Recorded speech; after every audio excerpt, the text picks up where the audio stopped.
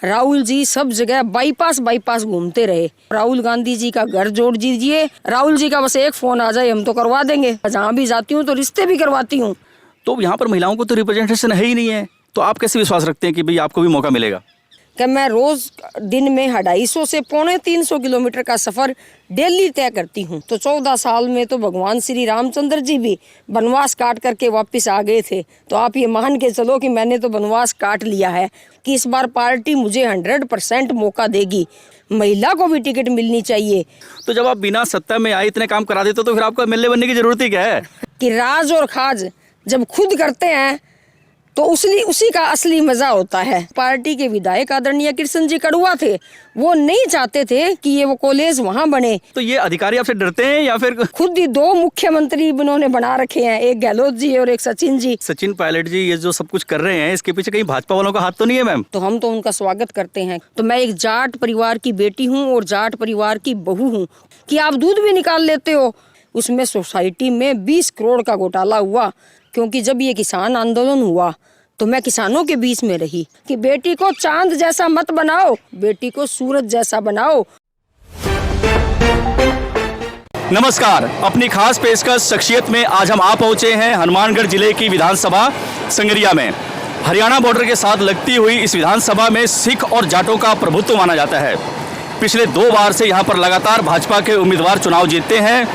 2013 में कृष्ण कड़वा को यहां पर भाजपा की टिकट मिलती है और वो विधायक बनते हैं, लेकिन ठीक 5 साल बाद उनका टिकट काटकर बिल्कुल एक नए चेहरे गुरदीप सिंह साहपिनी को भाजपा का उम्मीदवार बनाया जाता है और वो भी चुनाव जीत जाते हैं। भारतीय जनता पार्टी की एक कद्दावर महिला नेता हैं गुलाब सिंवर, जो कि जिला हनुमानगढ़ से भारतीय जनता पार्टी के उपाध्यक्ष हैं और संगरिया की बेटी बचाओ बेटी पढ़ाओ की संयोजक भी हैं। संगरिया विधानसभा सीट से इस बार भाजपा के लिए प्रबल दावेदार मानी जा रही हैं। तो चलिए लिए चलते हैं और आपकी मुलाकात करवाते हैं गुलाब सिंवर संगरिया से। नमस्कार मैम, आपका स्वागत करते हैं अपने ब्रेकिंग न्यूज़ राजस्थान चैनल में।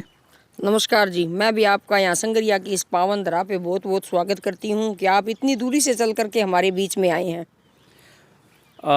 मैम और बातें भी करेंगे, लेकिन पहले हम जैसे हमारे देश में राजनीति को एक कीचड़ माना जाता है। लोगों का कहना है कि भाई राजनीति में कौन उतरता है, और महिलाओं के लिए तो और भी मुश्किल हो जाता है। एक महिला होने के नाते आप राजनीति में आई, क्या कुछ विज़न था और कैसे आपका आना हुआ, कुछ बताएं हमें। मैं जनता की सेवा करने के लिए राजनीति में आई और हमारी एक जॉइंट फैमिली है, तो मेरे पूरे परिवार का साथ और सहयोग था। तो उन्होंने ये बोला कि हमने सब काम करके देख लिए, तो हम जनता के बीच में जाते हैं और जनता की सेवा करते हैं। तो मैं जनता की सेवा के लिए राजनीति में आई। फैमिली में कौन कौन है आपके? बच्चे और हस्बैंड क्या करते, कुछ बताइए। हमारी जॉइंट फैमिली है, तो मेरे हस्बैंड और ये 3 भाई है। बड़े भाई साहब के 2 बेटे हैं, मैरिड है। मेरे बेटा बेटी 2 बच्चे हैं, तो मेरी बेटी मैरिड है। और जो देवर जी हैं उनके 2 बच्चे हैं, वो भी दोनों मैरिड है। अच्छा, यानी कि ये माना जाए कि फैमिली की तरफ से आपको पूरा सपोर्ट है इस फील्ड में आने के लिए, लोगों की मदद करने के लिए पूरा सपोर्ट मिलता है आपको? बिल्कुल जी, पूरे परिवार का बहुत ही बड़ा मेरे को सपोर्ट है और उनकी वजह से आज मैं आगे बढ़ रही हूँ। अच्छा मैम, हमारे देश में सिर्फ 10 या 12% महिलाएं ही राजनीति में हैं, पूरे हिंदुस्तान की बात की जाए तो, और राजस्थान में भी यही आंकड़ा है। तो आप अपने आप को कहाँ रखती हैं कि आपके लिए कहाँ जगह बचती है यहाँ पे? मुझे पूर्णतः विश्वास है कि इस बार हमारे देश के प्रधानमंत्री यशस्वी नरेंद्र भाई मोदी जी हैं और वो महिलाओं को आगे लेकर के आ रहे हैं। अब हमारे ज़िले की टीम बनी या प्रदेश की टीम बनी, तो वहाँ महिलाओं को पूर्णतः स्थान दिया जा रहा है। और ये भी सबसे निवेदन किया जा रहा है कि जहाँ भी मंच पर कोई बोलने की बात आती है तो महिलाओं को आगे लेकर के आओ। अगर कोई महामंत्री पार्टी में बनाना है तो एक महिला होनी चाहिए, उपाध्यक्ष बनाना है तो एक महिला उसके अंदर होनी चाहिए। तो आज मेरे पास हनुमानगढ़ जिले में जिला उपाध्यक्ष का दायित्व है। आप हनुमानगढ़ जिले के जिला उपाध्यक्ष हैं। सबसे बड़ी पार्टी हिंदुस्तान की भारतीय जनता पार्टी के एक बहुत ही महत्वपूर्ण जिला है हनुमानगढ़, जिसकी आप उपाध्यक्ष हैं। तो कितना मुश्किल रहा ये उपाध्यक्ष के पद तक आने के लिए, या फिर सब कुछ ठीक ठाक रहा, सब कुछ आसान रहा? नहीं, बिल्कुल ठीक ठाक रहा, क्योंकि जनता जनार्दन है। जनता का साथ, जनता का सहयोग और जनता का आशीर्वाद हो तो कहीं भी किसी काम में कोई दिक्कत नहीं आती है। और मैं आपको बता दूं कि अगर साल में 365 दिन होते हैं तो मैं 350 दिन जनता के बीच में रहती हूँ, चाहे वो कोरोना काल का टाइम था, चाहे अभी वो टाइम चल रहा है। तो जो टिब्बी का एरिया है उसमें मेरे हस्बैंड भी मेरे साथ में रहते हैं, संगरिया है तो इधर हम साथ में रहते हैं। पहले हमारे 56 पंचायतें थी, अब टिब्बी नगर पालिका बन गई तो 55 पंचायतें हमारी संगरिया विधानसभा की है। तो आप ये देखो, हम सुबह 9 बजे से लेकर के रात को 10 भी बजते हैं, 11 भी बजते हैं, लेकिन हम 30 साल में अगर 365 दिन हैं तो 350 दिन हम लोगों ने जनता को समर्पित किए हैं। 365 दिन में 350 दिन जनता को समर्पित किए हैं। और वाकई हम अभी सुबह से ही आज यहाँ पर आए हुए हैं, हम पूरा शहर घूम रहे थे संगरिया, तो हम लोगों की राय भी ले रहे थे इनके बारे में। तो वाकई में ये तो है जनता के बीच में, ये इनका काम ही सुबह शाम तक ये कि जनता के बीच में जाना, जनता की प्रॉब्लम सॉल्व करना। तो ये जनता के बीच में जाने का ये जोश, ये जज्बा मतलब कैसे आता है और क्या कुछ है आपके मन में जो कि आप हमेशा जनता की परेशानियों को लेकर के ही मतलब हमेशा लगी रहती हैं? जनता का साथ, जनता का सहयोग और जनता का आशीर्वाद है, उससे मुझे ये इतनी ऊर्जा मिलती है कि मैं रोज़ दिन में 250 से 350 किलोमीटर का सफ़र डेली तय करती हूँ। और अब ये 14 साल हो जाएंगे 4 महीने बाद में, तो 14 साल से मैं इस काम में हूँ। तो 14 साल में तो भगवान श्री रामचंद्र जी भी वनवास काट करके वापस आ गए थे, तो आप ये मान के चलो कि मैंने तो वनवास काट लिया है। और अब जो फैसला है वो मैंने जनता जनार्दन पर छोड़ दिया है। अभी आपको मैं दिखाऊंगी, या आपने देखा होगा कि मैंने अभी होली का एक मिलन समारोह किया, जिसमें हमारी पार्टी के जिला अध्यक्ष, पार्टी के महामंत्री और पार्टी के मंडल अध्यक्ष मौजूद थे। तो संगरिया में इस बात की चर्चा रही कि ये हमने कभी सपने भी नहीं सोचा था कि ये 12 या 13 हज़ार की भीड़ संगरिया में गुलाबजी सिंवर के नाम से यहाँ आएगी। लेकिन ये तो जनता का साथ, जनता का सहयोग और जनता का आशीर्वाद है, जिससे मुझे परिपूर्ण ऊर्जा मिलती है। और उसी ऊर्जा के साथ मैं सुबह निकलती हूँ और शाम तक ना मुझे थकान होती है, ना मैंने कभी थकान महसूस की है। मैं तो बस लगातार चलती ही जाती हूँ, चलती ही जाती हूँ, और जो भी जनता का काम है उसे पूर्णतः करवाने का प्रयास करती हूँ। मैं अपने चैनल को देख रहे ब्रेकिंग न्यूज़ राजस्थान को देख रहे दर्शकों को बता दूं कि 1 महीने पहले ही यहाँ पर होली मिलन समारोह हुआ था और उसकी चर्चा आज तक है। यहाँ पर इनके विधानसभा क्षेत्र में हम गए तो वो जो जिसके बारे में भी मैडम ने बताया, होली मिलन समारोह के बारे में, कि ऐसी रैली तो यहाँ पर कभी सीएम कैंडिडेट या फिर बड़े बड़े नेताओं की भी नहीं हुई जो इन्होंने एक मिलन समारोह में कर दिया। तो इसके पीछे जनता जनार्दन क्या कुछ सोचती है, क्या कुछ कहती है, ये तो चुनाव बताएगा। अच्छा मैडम, एक बात बताइए कि यहाँ पर लगातार 2 बार से भाजपा के विधायक रहे हैं। पहले कड़वा साहब थे, अब हमारे गुरदीप जी हैं जी। तो मतलब ऐसा क्यों आपको लगता है कि इस बार पार्टी आपके ऊपर विश्वास जताएगी या फिर आप प्रबल दावेदार, जनता आपको मानती है, ऐसा क्यों आपको लगता है? ये जनता की आवाज़ से मुझे पता लगता है कि जहाँ भी मैं जाती हूँ, जहाँ भी बैठती हूँ, तो मैं तो खुद तो चलती जाती हूँ, लेकिन जैसे जैसे मुझे ये रिपोर्ट मिलती है कि आज यहाँ गए आपकी चर्चा चल रही थी, आज यहाँ गए आपकी चर्चा चल रही थी, तो मुझे मेरी मेहनत देख के ये विश्वास है और जनता का साथ और सहयोग देख करके ये आशीर्वाद है कि इस बार पार्टी मुझे 100% मौका देगी। और एक महिला हूँ तो हनुमानगढ़ ज़िले में महिला को भी टिकट मिलनी चाहिए, ऐसा भी मुझे लगता है। और मैंने जनता को जो समय दिया है, तो इस बार जनता ने ये एक भावना बना ली है कि हम इनको कैंडिडेट के रूप में देखना चाहते हैं। तो मैं तो अपना जो भी प्रदेश नेतृत्व है या केंद्र नेतृत्व है उस पर पूर्णतः विश्वास करती हूँ और मुझे पूर्ण विश्वास है कि इस बार भारतीय जनता पार्टी मुझे टिकट देगी। और मैं पूरे बीकानेर संभाग की अगर बात करूं तो आज आप हमारे सामने इस चैनल के माध्यम से खड़े हो, अगर पार्टी ने मुझे दिया मौका तो ये बीकानेर संभाग की संगरिया विधानसभा की सबसे बड़ी जीत होगी। अगर पार्टी ने आपको मौका दिया तो ये सबसे बड़ी जीत होगी। मैडम, हमने एक चीज़ देखी है कि अभी तो चलो आपके पास सत्ता भी नहीं है, फिर भी आप लोगों को इतने काम करा देते हो। हमने देखा कि किसी भी काम के लिए आप पड़ जाते हो तो काम होके ही रहता है। तो जब आप बिना सत्ता में आए इतने काम करा देते हो तो फिर आपको एमएलए बनने की ज़रूरत ही क्या है? ये तो देखो कि चौटाला साहब हमेशा क्या करते थे कि राज और खाज जब खुद करते हैं तो उसी का असली मज़ा होता है। तो जनता जनार्दन है, ये जनता का, जनता के लिए, जनता द्वारा चुना हुआ शासन है। तो जनता की मैं और भरपूर सेवा करूं, इसके लिए मैं सोचती हूं कि अगर जनता मुझे बेटी जैसा प्यार देती है और कलम का अधिकार देती है तो मैं जनता की जो भी समस्याएं हैं उन पर खरा उतरूं और संगरिया विधानसभा है उसको और आगे लेकर के जाऊं, इसीलिए ये चाहती हूं। बाकी मैं तो लगी हुई हूं। आज मैं धन्यवाद करना चाहूँगा समस्त अधिकारियों का कि समस्त अधिकारियों ने कोई भी काम हो उसमें मेरा सहयोग किया है। जहाँ भी जिस काम को लेकर के जाती हूँ तो अधिकारी भी इस बात को समझते हैं कि किस परिवार से ये जुड़े हुए हैं, किस तरह का काम ये लेकर के आते हैं। तो मैं दूध का दूध और पानी का पानी, जो 100% सच्चाई होती है, उसको ले जा कर के टेबल पर रखती हूँ और मेरा काम होता है।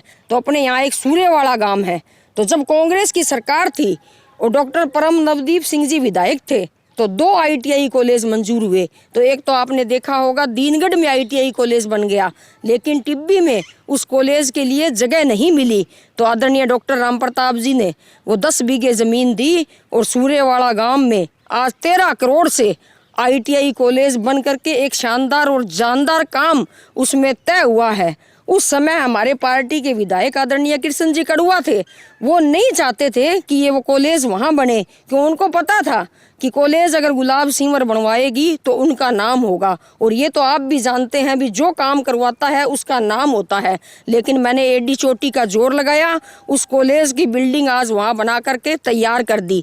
फिर अपने यहाँ संगरिया में आए हैं तो यहाँ लगता हुआ अपने गांव है नाथवाड़ा, तो नाथवाड़ा गांव और भाखरावाड़ी गांव, दोनों गांवों की ये समस्याएं थी कि हमारे यहाँ NTW नहर है, तो इसमें बीजेपी के भी विधायक बने और कांग्रेस के भी विधायक बने, लेकिन 18 सालों से हमारी ये मांग वंचित है। तो आदरणीय डॉक्टर राम प्रताप जी सिंचाई मंत्री थे, तो हम लोग दिल्ली गए और वहाँ जा कर के इन नहरों को जुड़वा करके आए। आज आपने देखा होगा कि 18 गाँवों को कितना फ़ायदा इस नहर से मिल रहा है। NTW नहर है वो शानदार और जानदार बन करके तैयार हुई। उसके बाद भाखरावाड़ी में BKW माइनर का एक टुकड़ा था, तो गांव वालों में ये था कि परिवारों में आपस में कि ये नहर ऐसे बने, उसकी वजह से वो टुकड़ा बीच में रह गया।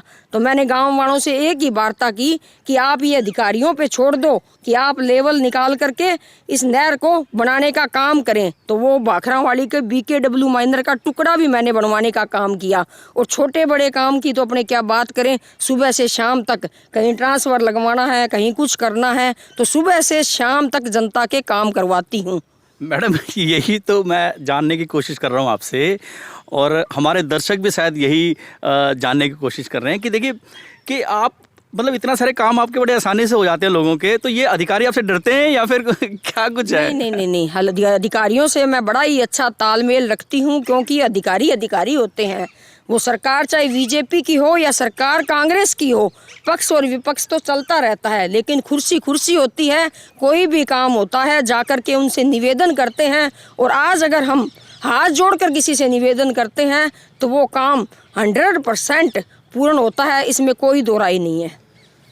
अच्छा मैम, आप संगरिया में बेटी पढ़ाओ बेटी बचाओ की आप संयोजक भी हैं, और इस देश में या हम खासकर राजस्थान की बात करें तो यहाँ पर महिलाओं का लिटरेसी रेट सिर्फ 50% है।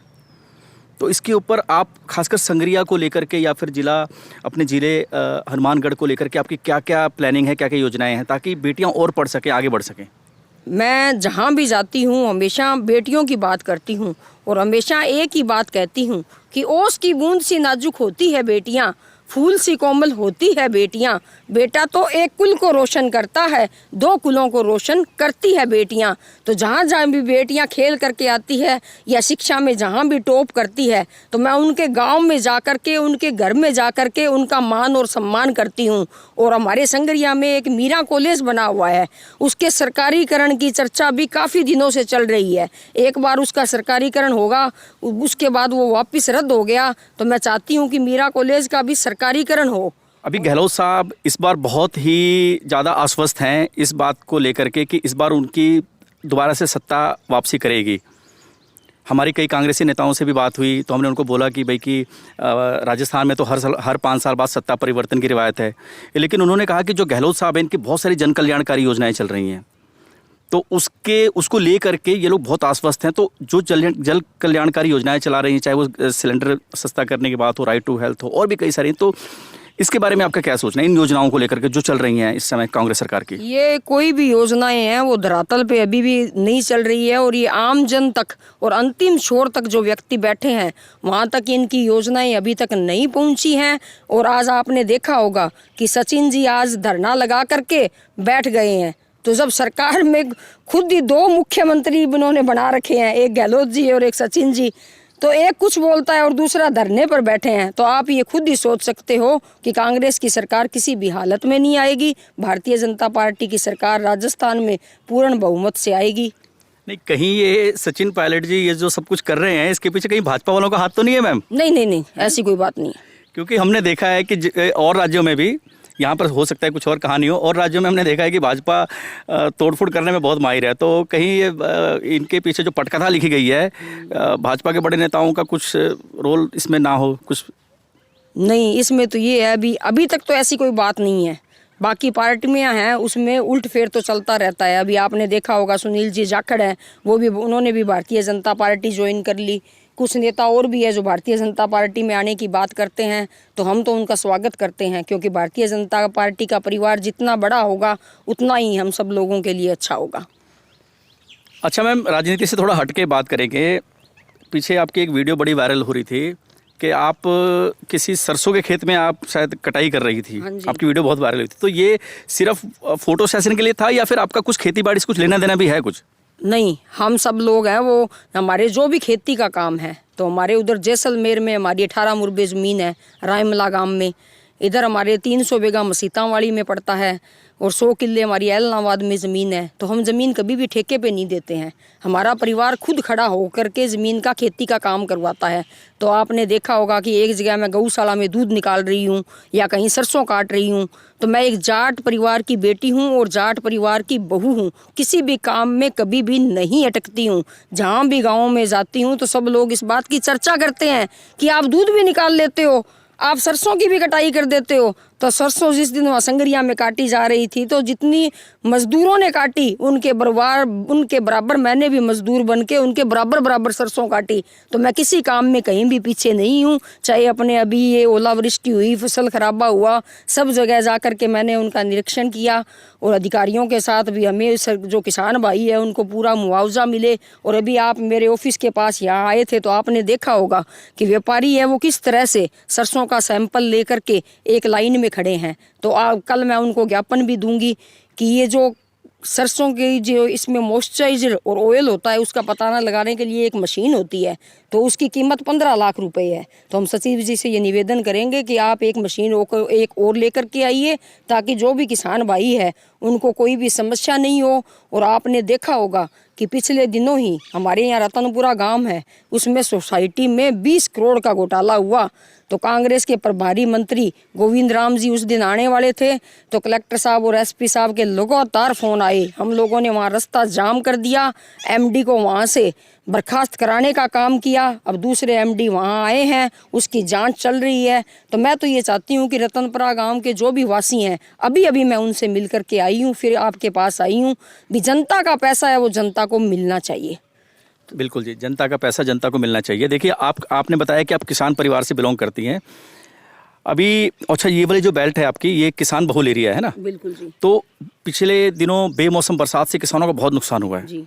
तो आपने, क्योंकि यहाँ पर गहलोत सरकार है और हमें पता है कि गहलोत सरकार से लोगों की कोई उम्मीद नहीं है, खासकर किसानों की, क्योंकि पिछले 6 महीने पहले भी जो कपास की फसल बर्बाद हुई थी उसका तो मुआवजा मिला नहीं। तो आपने अपने सीनियर नेताओं से, बड़े जो आपके लीडर हैं या सेंटर में जो बैठे हुए हाईकमान, उनसे कोई बात हुई है ताकि इनको जल्दी से जल्दी मुआवजा मिल सके, इनको कुछ राहत मिल सके? हाँ बिल्कुल, इसमें हमारी बात हुई है। हमारे मंत्री है कैलाश जी चौधरी जो बायतू से है और केंद्र सरकार में मंत्री भी है, उनसे भी हमने वार्ता की है। यहाँ भी क्रॉप कटिंग करवाई है जाकर के। सबसे पहले बोड़ावाड़ी गांव में मैंने ही जब बरसात हुई तो खेत को देखा था, तो हमारे टिब्बी में भी कई जगह बारिश हुई और नुकसान हुआ। तो उस दिन मैं कहीं बाहर होने के कारण टिब्बी वाले बेल्ट में नहीं जा पाई, लेकिन उससे 2 दिन पहले जब संगरिया विधानसभा में बरसात हुई तो मैंने वहाँ जा कर के उनको देखा। पत्रिका में भी आप देखोगे तो सबसे पहले इसमें मेरी न्यूज़ आई कि इसकी जो किसानों को जो नुकसान हुआ है उसकी भरपाई होनी चाहिए, इनको इनका मुआवजा मिलना चाहिए। फिर उसके बाद इधर भी जो अपने मौसम खराब हुआ तो किसानों के पहले जब गेहूं की फसल ये कपास की जो फसल हुई उसमें भी भारी नुकसान हुआ, क्योंकि इस बार रावतसर से आगे चलते हैं तो वहाँ जो ये कोटन है, गंदेली गांव है, पीलीबंगा विधानसभा का या और गांव है, वहाँ फसलें अच्छी हुई, लेकिन हमारा जो ये बीच बीच का बेल्ट था तो वहाँ काफ़ी नुकसान हुआ। तो किसानों की इसमें भरपाई नहीं हो पाई और अभी ये मौसम बार बार ख़राब हो रहा है तो इसमें भी किसानों को कई चक्कों में, संगरिया में भी और टिब्बी क्षेत्र में भी काफ़ी नुकसान हुआ है। तो हमने अखबार के माध्यम से कलेक्टर साहब को भी इसमें एक पत्र लिखा है और ये मांग की है। तो एसडीएम साहब भी गए थे, तहसीलदार जी भी गए थे, उन्होंने निरीक्षण किया है। तो हम तो ये चाहते हैं कि किसानों को उनका पूरा मुआवजा मिले ताकि किसान भाई है उनको कुछ राहत मिले। किसान भाई हमारे देश के अन्नदाता है। हमारा हनुमानगढ़ और गंगानगर जिला है वो कृषि प्रधान जिला है, इसको हम अन्न का कटोरा कहते हैं। अगर यहाँ अन्न का उत्पादन होगा तो हम सभी खुशहाल होंगे। बिल्कुल, अगर किसान खुशहाल रहेगा तो सब खुशहाल रहेंगे। किसानों की ही एक बात मैं और करूंगा कि पिछले 1-2 साल पहले किसानों का एक बहुत बड़ा आंदोलन हुआ जिसमें सीधा सीधा किसानों ने आरोप लगाया भारतीय जनता पार्टी के ऊपर कि बिना मांगे हमारे ऊपर कृषि कानून थोप दिए गए हैं। तो क्या ये किसानों का आंदोलन कहीं ना कहीं इस क्षेत्र में भारतीय जनता पार्टी के या आपके ऊपर कुछ महंगा पड़ेगा या भारी पड़ेगा, आपको ऐसा कुछ लगता है? हाँ, इसमें मेरे पे तो ये बिल्कुल भी महंगा नहीं पड़ेगा, क्योंकि जब ये किसान आंदोलन हुआ तो मैं किसानों के बीच में रही, जनता के बीच में रही। कुछ ऐसे नेता थे जो घर में बैठ गए और घर से बाहर नहीं आए और उनको इस बात का डर था कि हम अगर बाहर जाएंगे तो हमें कहीं टोल नाके पे रोक दिया जाएगा या कहीं और रोक दिया जाएगा। लेकिन मैं जनता के बीच रहती हूँ और जनता का काम करवाती हूँ तो कहीं भी ऐसी कोई घटना नहीं हुई और एक दिन भी मैं घर पे नहीं बैठी। उसी तरह गाँव में सुख में दुख में चलती रही। जब तक ये आंदोलन चला मैं जनता के बीच में थी, जनता मेरे साथ है और इससे मुझे तो बिल्कुल भी नुकसान नहीं है। अच्छा, तो जो किसानों का आंदोलन था उससे इनको कोई नुकसान नहीं, क्योंकि ये जनता के बीच में रही है, ये जनता के नेता हैं, तो इन सब चीज़ों से इनको कोई नुकसान नहीं होगा, ये कहना है। हम जल्दी ख़त्म करेंगे क्योंकि आपका आगे भी प्रोग्राम है। एक राहुल गांधी जी ने यहाँ पर बहुत ज़्यादा समय लगाया भारत जोड़ो यात्रा में, तो इसके लिए कांग्रेस वाले बड़े खुश और बड़े आश्वस्त थे कि उनकी इस यात्रा का कुछ असर पड़ेगा। इसके बारे में आपका क्या सोचना है? इसमें से इस बात का बिल्कुल कहीं भी कोई असर नहीं हुआ, क्योंकि इसका एक कारण था। राहुल जी सब जगह बाईपास घूमते रहे, कहीं भी वो गाँव के अंदर नहीं गए। और आपने कुछ ऐसी तस्वीरें देखी होगी जो इतनी शर्मनाक तस्वीरें थी, जो कि इस यात्रा में ऐसे काम नहीं होने चाहिए थे। और इसके बाद हमने भी यहाँ एक जन आक्रोश यात्रा का शुरुआत की। हम गांव और ढाणी में गए और हमारी ये यात्रा है ये बिल्कुल पूरी तरह से सफल रही। तो हमने तो जहाँ भी जनता के बीच में गए तो उनसे ये एक ही बात कही कि मैं तो कांग्रेस की सरकार से ये कहना चाहती हूँ कि आप भारत जोड़ने की बात बाद में करना। आप लोगों ने 70 साल राज किया, तब तो आप भारत जोड़ नहीं पाए, अब आप भारत को क्या जोड़ोगे? तो ऐसी कौन सी सभा है जहां राहुल गांधी जाते हैं और ऐसी बात नहीं करते हो जिससे जनता को शर्मनाक होना पड़े? ये कभी आलू से सोना बना देते हैं, कभी दूध है, आटा है, उसको लीटरों में बांट देते हैं। तो मैं तो कांग्रेस की सरकार से ये निवेदन करना चाहती हूँ कि आप राहुल गांधी जी का घर जोड़ दीजिए। आज उनकी उम्र 45 और 50 के बीच में हो चुकी है, तो अगर राहुल गांधी जी का आप घर जोड़ देते हो तो उनके पीछे जो भी आएगी तो वो कोई दो बात बताएगी। कहते हैं महिला का भी जब पुरुष के साथ हो तो महिला उसमें अपनी पूरी भागीदारी निभाती है, बात चाहे वो घर की हो, बात चाहे राजनीति की हो, बात चाहे बाहर की हो। तो मैडम, आप कह रहे हो कि उनका ब्याह करा दो, यही कह रहे हो जो मुझे समझ में आया ना, तो आप ही ढूंढ दो ना कोई उनके लिए कोई बढ़िया सी। ढूंढ देंगे, राहुल जी का बस एक फ़ोन आ जाए हम तो करवा देंगे। रिश्ता करवाने में कौन सी बड़ी बात है? मैं तो वहाँ संगरिया विधानसभा में या जहाँ भी जाती हूँ तो रिश्ते भी करवाती हूँ, ये काम भी करवाने पड़ते हैं राजनीति में। तो देखिए, ये हमारे दर्शकों को देख रहे हैं, ये आज की ब्रेकिंग न्यूज़ है और मतलब बड़ी ही एक भयंकर न्यूज़ है कि मैडम ने जिम्मेदारी ले ली है राहुल जी के ब्याह कराने की। तो कांग्रेस के जितने भी बड़े लीडर अगर हमारे चैनल को देख रहे हो तो भाई साहब इनका नंबर ले लेना हमसे और राहुल जी का रिश्ता कराने के लिए, और मैडम रिश्ते भी करवाती हैं। अच्छा मैम, आखिरी में ये जानना चाहेंगे कि जैसे अगर आप थोड़ा सा इधर आ जाइए, आप इधर धूप हो रही है, अगर आप एमएलए बनती हैं तो आपके मन में ऐसा क्या विज़न है, जो कि वैसे तो आप ऐसे काम करा देती हैं बिना आपके पावर हुए ही, तो ऐसा क्या विज़न है कि एमएलए बनने के बाद आपने सोच रखा है कि ये काम कराने हैं जो अपनी संगरिया विधानसभा के लिए आपके मन में कुछ बड़ा प्रोजेक्ट या कुछ भी क्या चल रहा है, बताइए। संगरिया विधानसभा में बहुत से काम ऐसे हैं जो करवाने वाले हैं। तो बाढ़ टिब्बी और संगरिया दोनों तहसीलों की है, तो मैं तो काम में निरंतर लगी हुई हूँ। लेकिन अगर फिर भी कांग्रेस की सरकार से जो ये काम मैंने आपको पहले बताया, अंडरपास वाला बताया या मीरा कॉलेज वाला बताया, अगर ये इनसे पार नहीं पड़ती है तो मैं उन कामों को करवाने का प्रयास करूंगी और बेटियों के लिए भी कुछ ना कुछ करने का अपने मन में ख्याल रखती हूँ। और जहाँ भी जाती हूँ बेटियों के लिए एक कविता हमेशा कहती हूँ, बोए जाते हैं बेटे पर उग आती है बेटियाँ, बोए जाते हैं बेटे पर उग आती है बेटियाँ, खाद पानी बेटों को पर लहलाती है बेटियाँ, खूब मेहनत करते हैं बेटे पर अव्वल आती है बेटियाँ, हजारों ख्वाहिशों से भरे हैं बेटे पर वक्त की नज़ाकत को समझती है बेटियाँ। तो मैं तो सभी से आपके इस चैनल के माध्यम से ये निवेदन करना चाहती हूँ कि बेटी को चांद जैसा मत बनाओ कि सभी घूर कर देखें, बेटी को सूरज जैसा बनाओ कि घूरने से पहले सबकी नज़रें झुक जाएं। क्या बात है जी, देखिए कितनी बड़ी बात कही इन्होंने कि बेटियों को चांद जैसा मत बनाओ जिसको सब घूरें, बल्कि उसको सूरज जैसा बनाओ, उसको मजबूत बनाओ, इतना मजबूत बनाओ कि सब उसकी तरफ देखने से निहारने से भी डरें, और बेटियों को मजबूत बनाओ। और ये एक बेटी सांगरिया की बहू, राजस्थान की बेटी, जिसने बीड़ा उठाया है अपने क्षेत्र के लोगों के काम कराने के लिए, बिना सत्ता में रहते हुए, बिना सत्ता की कलम हासिल किए हुए ये इतना कुछ काम करा जाती हैं। तो सोच लीजिए कि अगर इनको कलम की पावर दे दी यहाँ पर, यहाँ की जनता ने, तो ये कितना कुछ काम करा जाएंगी।